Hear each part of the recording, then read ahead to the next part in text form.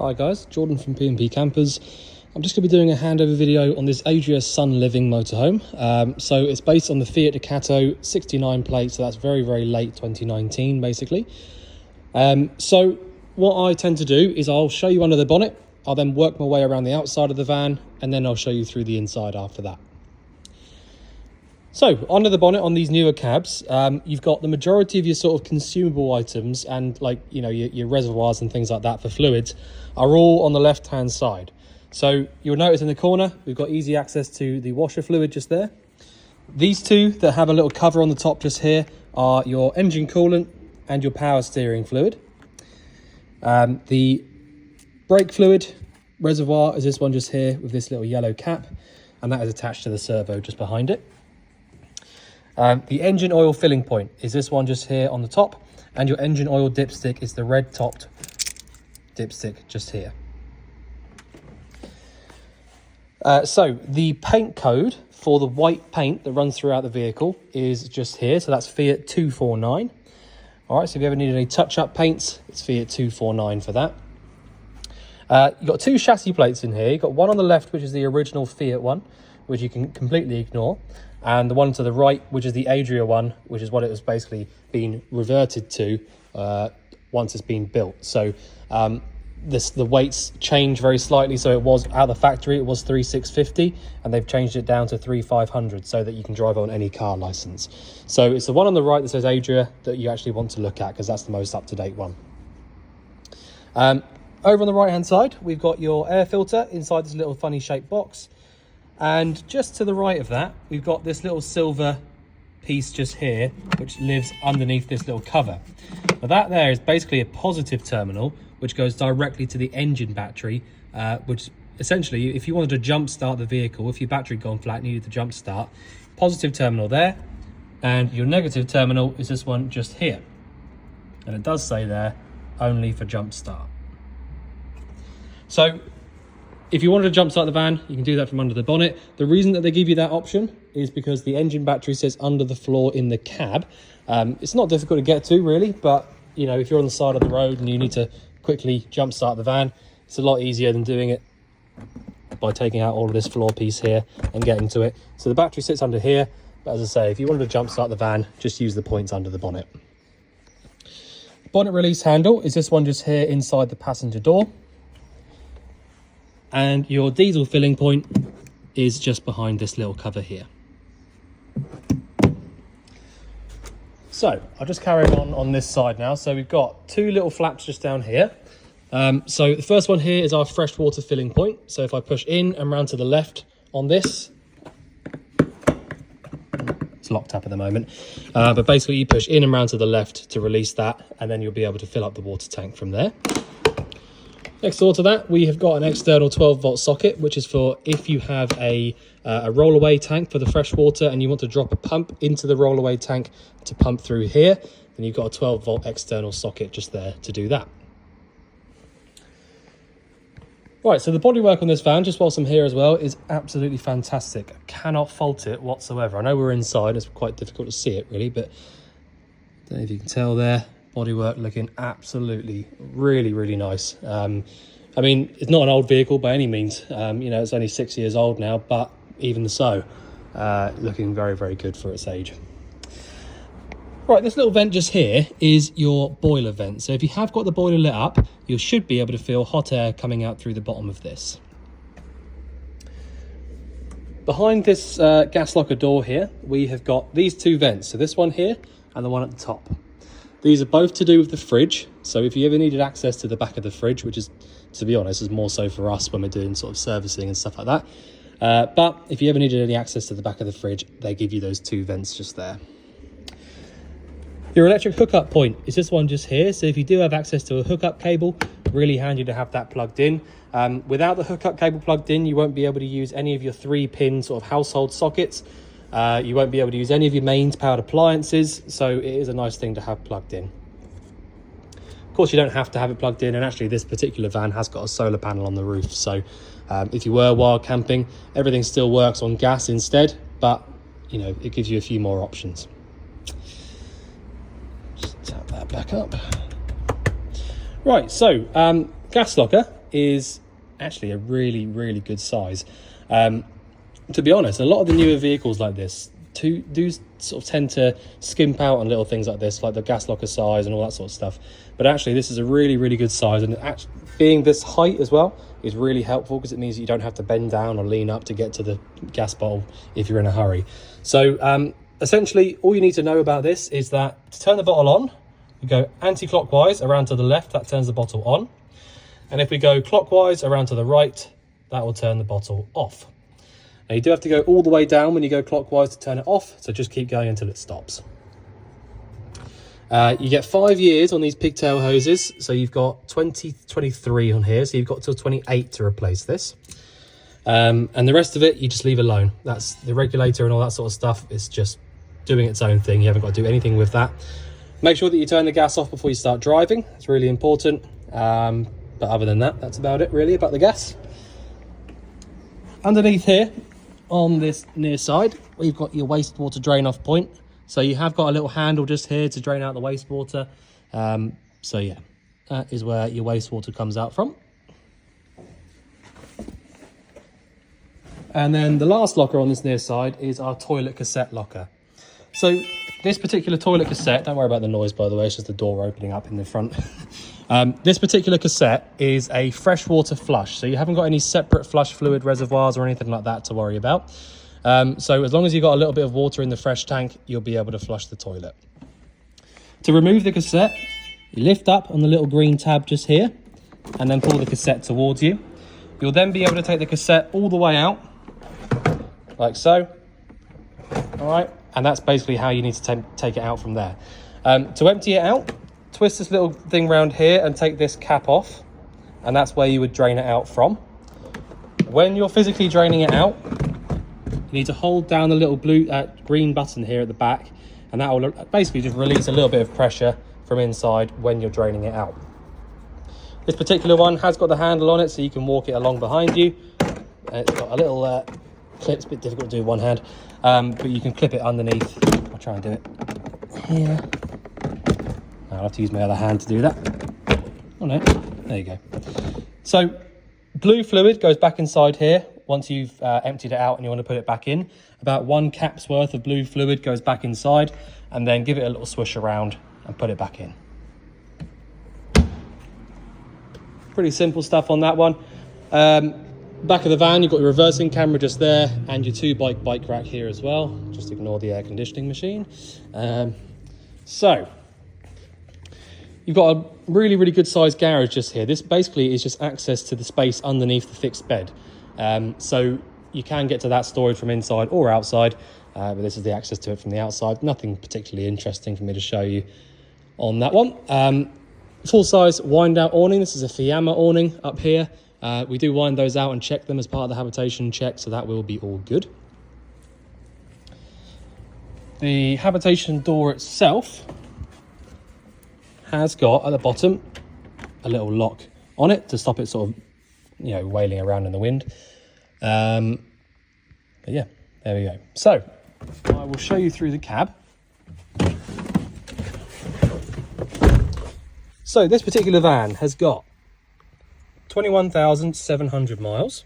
So barely running for the sort of vehicle that it is. It's a very, very reliable unit, the Fiat Ducato.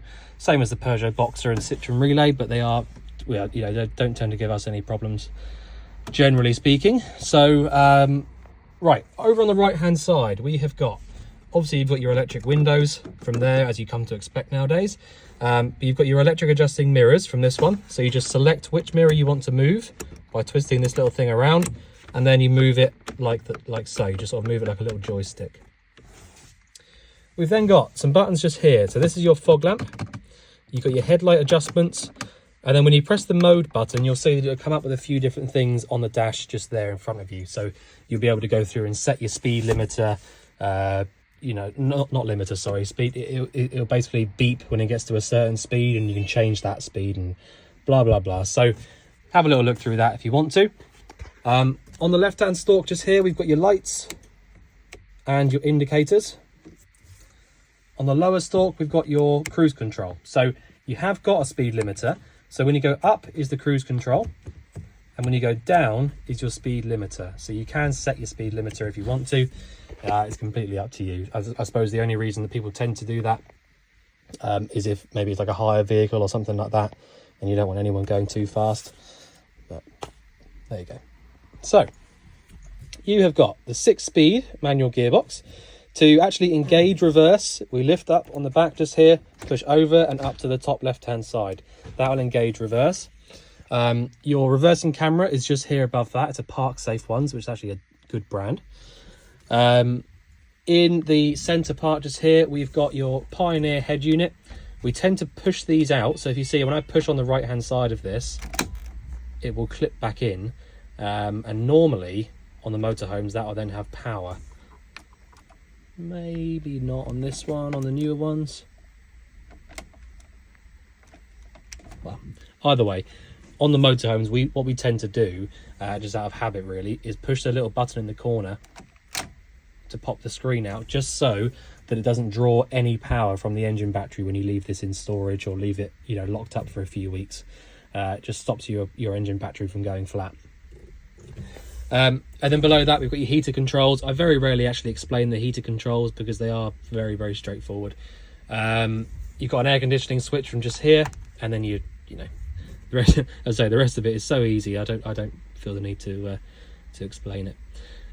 To the left of that, we've got a USB socket and a 12-volt socket just there as well. And that's about it really for the cab. But there are a few other little bits and pieces, but you know, again, it's all pretty self-explanatory stuff. I've shown you the basics of it. Hopefully that will make sense. So what I'll do is I'll spin around in here actually, because you've got a really good amount of space just here to walk into the back end of the van. So to be honest with you, I actually really like this vehicle. I think it's really spacious. It feels nice, light and airy. I think having the cupboards in these colours and having the overhead locker lights as well, I think it really helps to make it feel a bit more spacious and a bit nicer. But anyway, so general layout, the gist of the layout in here is you've got a dinette area just here. So you've got 2 rear-facing seats, 2 forward-facing seats. You've also got this single seat over here. So I would imagine you can make this little area here into a bed. I'm not 100% sure on that, but I'm sure that you can. I'm pretty certain this will be able to make into a small bed here. But yeah, so you've got your 2 berths just here, which literally just pulls together, drop the table down into the middle. And then we've got your fixed French bed, what they call it, French bed at the back just here. Call it a French bed because you've got a little bit of space just here to the side of it to walk through into the bathroom. So as I said on the outside, you do have a massive amount of storage underneath the bed. Okay, so that is all that storage just down there. So, you know, you can see why I didn't show it. It's just a it's just an empty box at the moment, so not really much use me showing you on the outside. So I'll fold that back over, and then what I'll do is I will basically show you well, I'll start showing you through the appliances and the control panel. So the actual control panel itself is quite nicely placed. So I'm just putting the keys out of the way. Quite nicely placed just here inside the actual habitation door. Now these are probably the most simple control panels in the world. Okay, there's 4 buttons that you can press and they're all touch screen, so unbelievably simple. Basically, when you press on this little button just here, that will turn all of your power off completely, and anything 12 volt related, whether that be lights or ignitions or something like that, will be now turned off. Okay, so that is your main on and off switch. Now once you've turned that one on, you will be able to press these 2 buttons over here and this one up here in the top left. So this one at the top left is our water pump switch. So without that switch turned on, the water pump will not do anything at all. And when it's turned on, you know, it just means that you can draw the water through to any of the taps.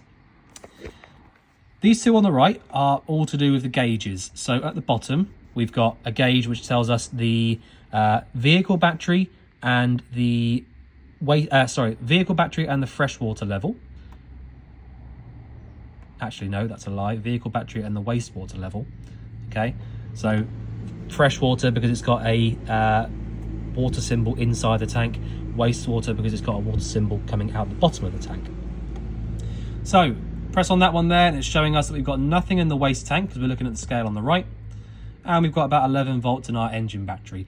Quite normal, to be honest, because we haven't started this for a little while. So if you see that, probably worth starting the van up for a little while and just leaving it on. Okay. Top one is going to show us our leisure battery voltage and our freshwater level. So we can see 12.5 volts in the leisure, 75% in the fresh. So that is the 4 buttons that you can press on the control panel. It really doesn't get any easier than that. There's nothing more to it. The only other thing on this control panel is this little one just here. Now this isn't a button, it's literally just going to tell you if you plug the hookup cable in, you'll get a little light come on here next to this. And that just basically proves to you that the hookup's definitely in and it's definitely working properly. So moving on from that, once you've turned the power on and you've checked that you've got water in the fresh tank, which we can see there that we do, we can then turn the water pump switch on with the top left hand button and then come over to the sink. Now basically, in motorhomes that have a boiler, which this one obviously does, you need to make sure that the boiler is actually full of water before you start trying to use it. Now the only way to do that, there's no gauge or anything saying the boiler is this full, the boiler is that full. You literally have to just come to the tap and do what I'm going to do now. So essentially, as I said, make sure you've got water in the tank and make sure that your water pump is turned on. You'll then come to the actual sink itself and turn your tap on. Now what I'm looking for is to see if there's any air coming out, so it'd be coughing and spluttering and going all over the place. But actually, it looks pretty good to me. So I'll go on the cold side as well.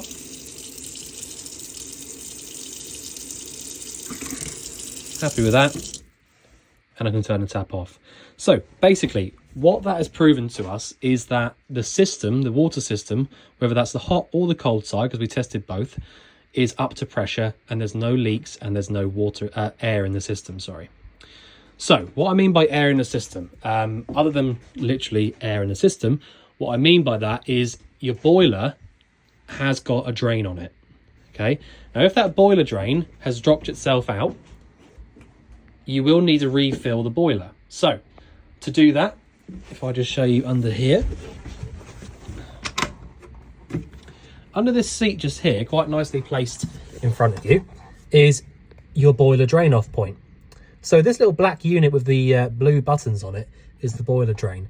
So basically, the idea behind this is that if it gets down to about sort of 3 or 4 degrees, I think it is, this, as in inside the van, 3 or 4 degrees inside the van, this drain off point will automatically open up and drain all of the water out from the boiler onto the floor, as in underneath the van.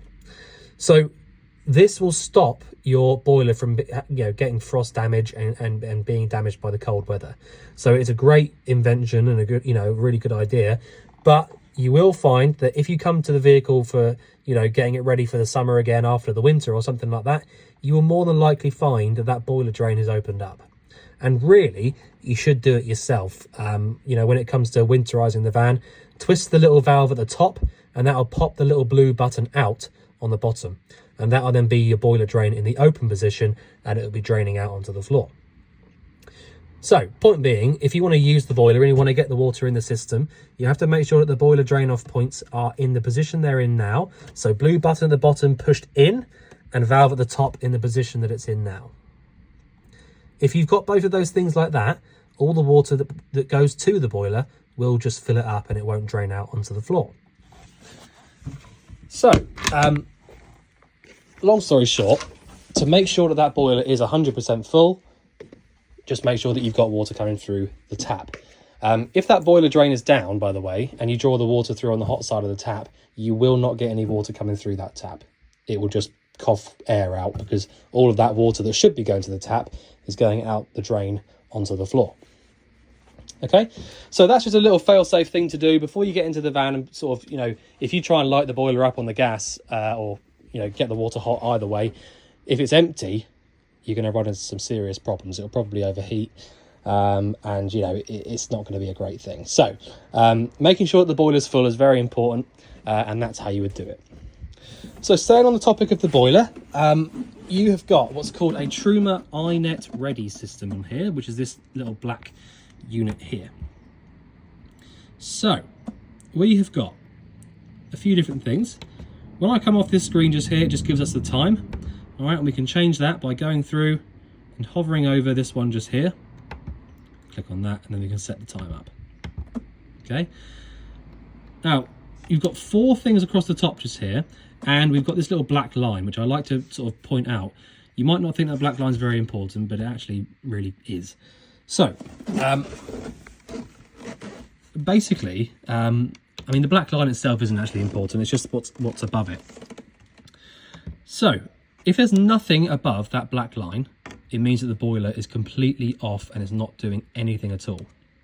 Okay, so if I select the heating option, which is this one just here, click on that, it'll say off because the heating's off, and I'll have to set the temperature. Obviously set it higher than the actual temperature inside the vehicle. So I'll set it to 24.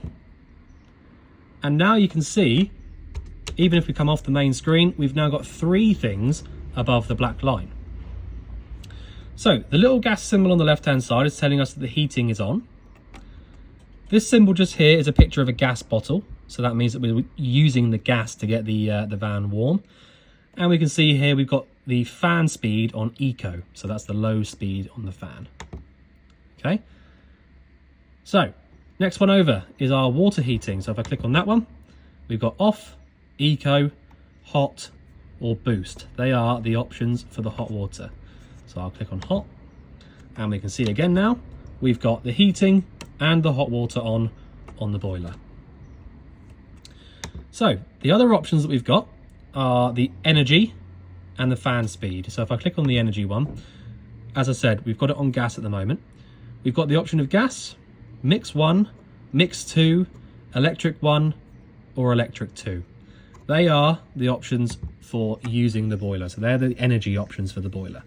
Now basically, electric 1 is about 4 amps of electric, and electric 2 is around 8 amps.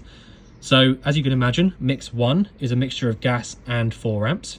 Mix 2 is a mixture of gas and 8 amps, and then electric 1 and electric 2 is electric only. Now when I'm saying electric, I mean when you're hooked up on the mains. So if I choose, just to prove a point here, if I choose electric 1, we will probably get a fault code. There you go. So that's just telling us fault code because we've chosen electric, but we don't have the electric hookup plugged in, as we can see there. So to get around that, we go back to gas, and it will light back up again. And the last option is this one over here, the little fan symbol. We've got eco or high. They are the 2 options for the fan. There is one more thing that you can do with the fan, but I'll show you that in just a minute. So basically, long story short, you want to choose the energy that you have. So if you've got gas on, but you don't have the hookup in, you have to choose gas. If you've got electric in, as in you're hooked up on the mains, but you don't have any gas, you'd have to use it on electric. So I'm just going to turn those off now, heating and the hot water. Okay, so the other thing that you can do on these systems, and just proving a point again, you see now nothing above that black line because the boiler is now completely off. Now with the boiler off completely, you can go back over to the little fan symbol here, and you'll see that when I click on it now, it will say something different. It will say vent. Vent. So click on vent, and then you can select your speed 1 to 10, and that will basically just start pumping hot, cool air around the van. So you've got little vents around the vehicle, these little circular vents that are sort of dotted around. And if you have it on vent and you just select a number, basically the fan will just start pumping cool air around. So if we listen,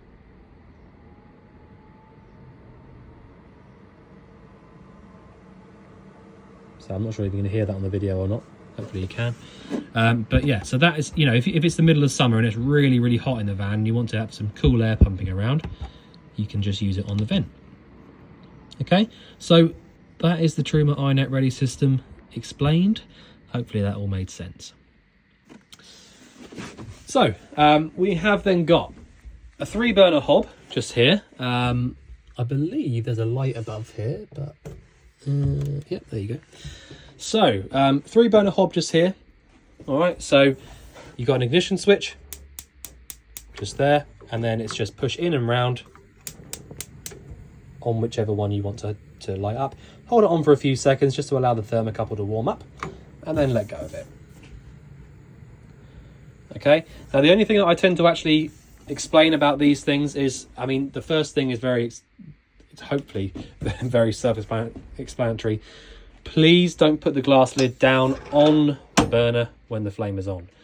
Now that is something that I very rarely even say, because it's just, you just wouldn't do that. But the other thing that I like to say, what is just as bad as doing that, really, well, it's not just as bad, but it's still not great. If you've just been using any of these or a few of these for a long time, please don't just put the lid straight down after you've turned it off. So these things, you know, I mean, I've only had that on for a couple of seconds, but it is warm, okay? But if you've been using it for half an hour or something like that, it's going to be seriously hot. So allow it all to cool down before you put this glass lid back down, otherwise it will definitely shatter. Obviously, these are reinforced glass, they are, you know, tempered glass and all that, but it's still, you know, when it's hot underneath and it's cold on top, glass does shatter. Okay, so underneath, I mean, we've got loads of storage in here. That's actually quite an important thing to show you. So we've got the gas isolator points just here. So this is your gas manifold. So we've got fridge, boiler, 3 burners, and your oven. So if you wanted to isolate the gas from any of these appliances, you just twist it like so, and that's now basically isolated the gas to the boiler. So the only reason you would ever do that is if you thought there was an actual problem with a specific appliance. Okay, you do not need to turn these all off before you get out of the vehicle or anything like that. Turning the gas bottle off in the locker is the best way to isolate the gas, because it actually isolates it from outside.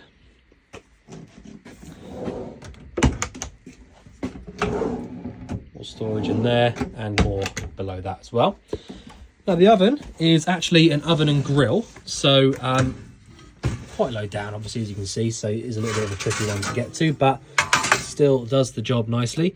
So essentially on these ones, you push in on the little ignition switch whilst you push in and round to the left for the oven. Okay, or if you want to light the grill up, in and round to the right. And we can see, we can have a little cheat here, and we can actually see the grill on the bottom of the oven because it's all in a nice stainless steel. Obviously the grill itself is at the top. We can have a little look there and make sure it's burning nicely from there. So I will turn that off, pop that back away. So the next thing is right behind me, and that is the fridge. So this is a Thetford 3-way fridge. You've got a freezer compartment at the top just here. Okay, and when I say 3-way fridge, as you can probably imagine, you can tell it works 3 different ways. So we have got a little button just here, which is our main power switch. Okay, so that will turn the actual fridge on. You've then got this button just here, which is slightly more important. So when I press on that, it gives us a little diagram just here telling us what's happening with the fridge. So I can see that we've got the fridge lit up on gas, because that's the gas symbol, and I can see we've got it on full power. Okay, if I wanted to change that, if I wanted to change the energy, I press and hold on this button, and you'll see the gas symbol will start flashing. I can then scroll through the different options. So we've got gas, 12 volt, mains electric, and automatic. So if I press auto, it should select gas. So press it, and then you've got to select temperature as well. So press that again. And there you go, it's chosen gas straight away. So the automatic function, as you can imagine, does or should choose whatever energy is necessary at any time. Now, the only reason that I tend to explain these in full detail and how to use them manually is because you may or may not find that every now and again, the auto function will be wrong. And it will try and, you know, cool the fridge down on an energy that it doesn't have. So let me explain how these work. The 2 ways that will actually get the fridge cold by themselves, or from warm. So right now, I'll come out to the van. It's not, the fridge hasn't been on whatsoever, and it's been a few days since we've been in it. So the fridge is not cold by any means. So to actually get the fridge cold, from that state, you have to either use the gas or the mains electric, which is our little hookup symbol. So they're the only two ways that will actually get the fridge cold. The 12 volt option, the little battery symbol on there, is for when your engine's running and you're actually driving along. And all it does is hold the temperature inside the fridge for when you're on the move. Okay, that's all it does. It's not powerful enough to get the fridge cold by itself, and it will only work when your engine is physically running. So if I just show you what I mean, if I press and hold on this button just here, a lot like the boiler, if we choose the incorrect energy, so if I choose 12 volt electric, the engine is not running, so we should get a fault code pretty quickly. There you go. Flashing red in there and flashing on there. So we've got a fault code. Same goes for the electric hookup. This one just here. Click on that one, press it again. Fault code straight away because we haven't got the hookup plugged in. So I have to use gas. Press again, and it will light up. So that is how you would use this fridge. Now I will also say, like I always say, that please don't expect these fridges, or any fridge in that matter, to get cold straight away. All right, the only fridges that get cold in sort of like, you know, half an hour are the little tiny 12 volt compressor fridges that you might find in a little sort of small camper van. All right, they're fantastic. They get cold really fast. They draw a lot of power, but they are small enough that they will get cold very quickly. Now these ones will take a good 3 or 4 hours at least to get fully cold. So if you are going to go away in the morning, I would recommend getting the fridge cold the night before, or getting up really early and lighting it up on the gas or on the mains a good 3 or 4 hours before you leave. Okay. So that is the fridge. I'll just switch that off now. So next door to the fridge, we have got one of the biggest wardrobes that I have ever seen in a motorhome in my life. A couple of things in here. We've got your solar controller up here. Now you haven't got to do anything with that. I'm just sort of pointing that out to you. That is where the solar controller lives. And then this brown folder just here is full of paperwork for the vehicle. Got another locker underneath here. I think a lot of that's going to be taken up by the gas locker. Yeah, so we've got closed off. I mean, it's still quite a nice bit of storage, but it's closed off here because of the gas locker on the other side. Now, the bathroom is quite a clever little one. So essentially, when you see it here, if I close the door over, this is what you will see. All right, so this is it completely closed off. All right, when you open it up, you'll get a glimpse of the toilet, but when you open this all the way, it will cover it over. So the idea behind that is that you've got your shower compartment just here. All right, so obviously you get in there and pull the door back over. You've got your shower compartment. The shower head pulls out from the sink. Okay, and then we've got some storage in here as well. So shower comes out from the sink just there, and you've got another bit of storage under there, I think. Yep.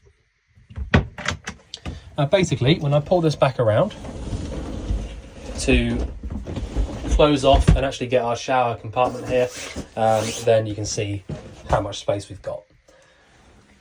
So now that we've closed that over, you can see the toilet in its entirety there. Now basically, to use the toilet, lift up the hatch just there. We've got a blue button on the left hand side.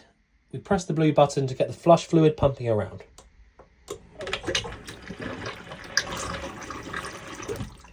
Okay, so that has now put some flush fluid around. It's just fresh water, and then we can pull this around. So pull it towards you to empty it into the cassette, and then push it back. Now it will give you a little scale just here as well to tell you how full the cassette is. When it gets to the top just there, you need to empty it out. But yeah, that is it. So pull this back across. So I think that I've covered everything. I don't think there's really anything that I can... I mean, of course, there are other things. There are other little bits and pieces, but, you know, they're all things that I tend to find you'll work out pretty quickly. Okay, so if there's anything you think I've missed out or anything you want going over again, just give us a shout. But otherwise, we look forward to seeing you soon. Thanks very much.